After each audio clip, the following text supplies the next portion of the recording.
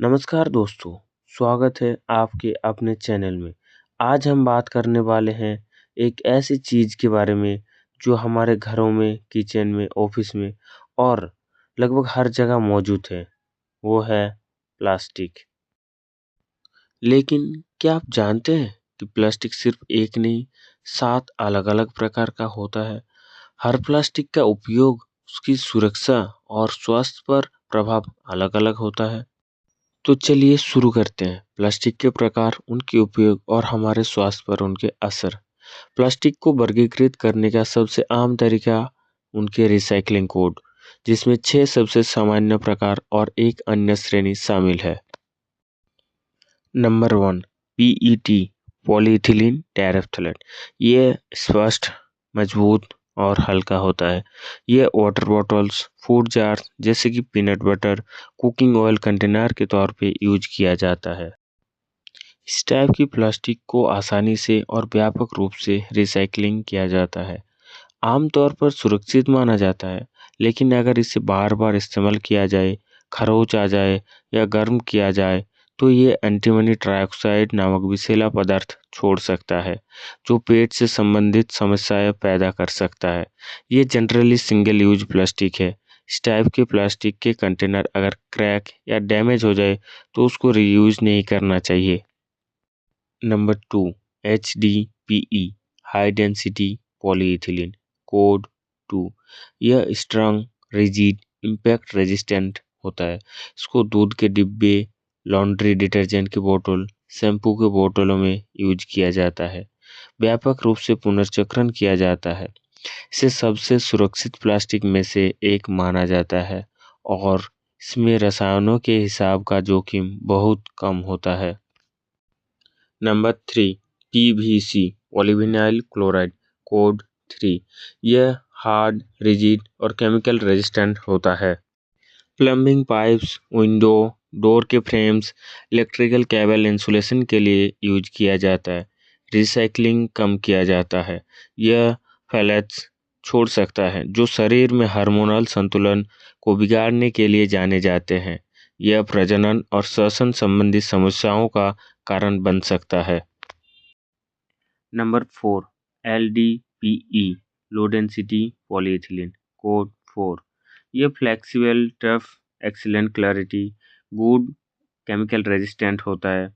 Use plastic bags जैसे कि grocery, dry cleaning, squeeze bottles में किया जाता है।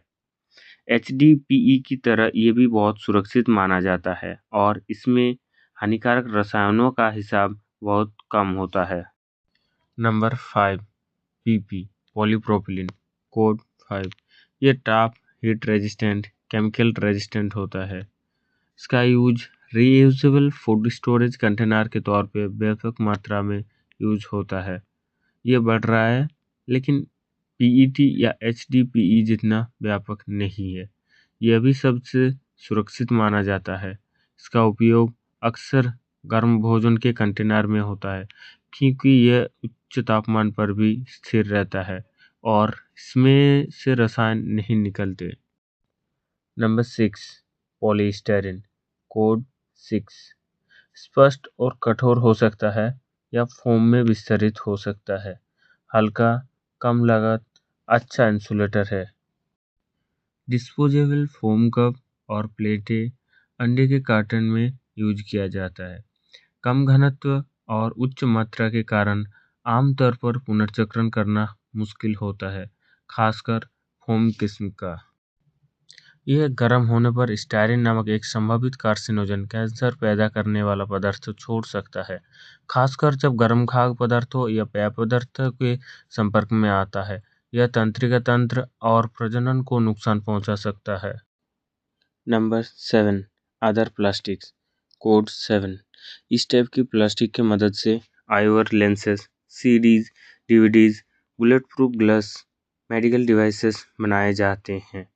इस श्रेणी में ऐसे प्लास्टिक आते हैं जो अन्य श्रेणियों में फिट नहीं होते, जिनमें सबसे कुख्यात तो पॉलीकार्बोनेट है। पॉलीकार्बोनेट में BPA, बिस्फेनॉल ए होता है, जो हार्मोनल असंतुलन, थायराइड की समस्याओं और बच्चों के विकास को प्रभावित कर सकता है। प्लास्टिक से कैसे बचें? थोड़ी सावधानी आपको कई समस्याओं से बचा सकती है। 3, 6, 7 प्लास्टिक से दूर रहें। गरम खाना प्लास्टिक में ना रखें। स्टील, कांच, मिट्टी और तांबे का उपयोग बढ़ाएं। पानी की बोतल बार-बार बदलें। माइक्रोवेव सिर्फ अच्छे ब्रांड का उपयोग करें। दोस्तों, प्लास्टिक हमारी जिंदगी का हिस्सा है और इसका सही उपयोग हमें सुरक्षित रख सकता है। वीडियो पसंद आए तो लाइक, शेयर और सब्सक्राइब जरूर करें। कमेंट करके बताएं कि आप घर में किस तरह प्लास्टिक का उपयोग कम कर रहे हैं। मिलते हैं अगले वीडियो में। धन्यवाद।